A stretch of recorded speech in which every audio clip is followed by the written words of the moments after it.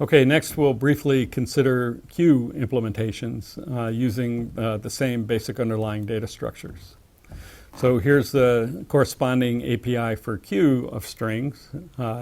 Actually, it's the same API as for stacks, just the names are different. Instead of push, we have enqueue. Instead of pop, we have dequeue. And the semantics is different.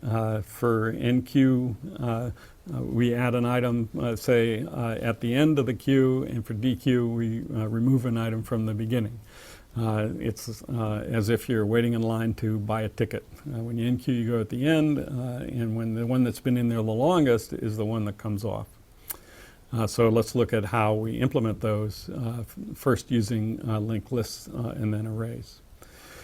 So now our representation of a queue with a linked list, we need to maintain two pointers, references, one to the first item in the list and the other to the last item in the list. When we insert, we're going to add the item at the end of the list instead of at the beginning, and when we remove, we'll do the same, we'll take it off the front.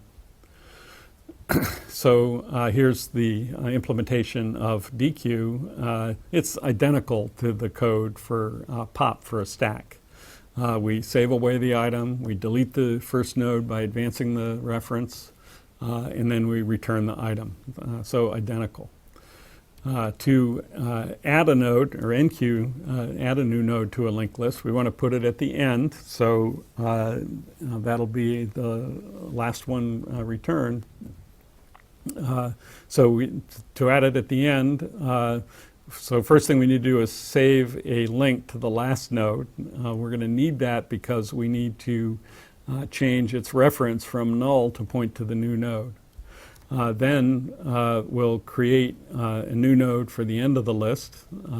We'll populate its fields, and then that old link will change that from null to a pointer to the new node.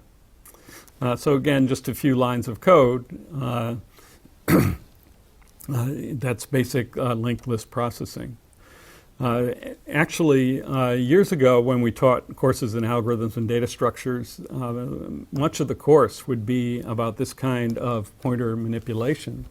But nowadays, that's restricted to just a few implementations like stack and queue and a few other fundamental data structures. So we don't need so much anymore general programs for manipulating linked lists. We encapsulate them in basic data types like these. All right, so let's go back to our full implementation. And this is just taking care of collecting the code from the previous slides, but also taking care of special cases when the queue is empty. To make sure that if the queue is empty after we remove an item, we have to set last to null. Make sure that both first and last always are what we want them to be. So those are details that are easy to check. Okay, what about arrays? Well, we won't do the details, but it's not difficult to implement queues with resizing arrays as well. Not difficult, but definitely a tricky programming exercise that people are welcome to try. So we'll maintain two pointers, the first item in the queue and the tail, which is the position for the next item to appear. So for enqueue, you add a new item at tail, and for dequeue, you remove an item for head. And the trick is that once you get past the capacity, you have to reset back to 0. So that's a little extra code. And then you have to add the resizing capability as well to implement the data structure the same as for stack.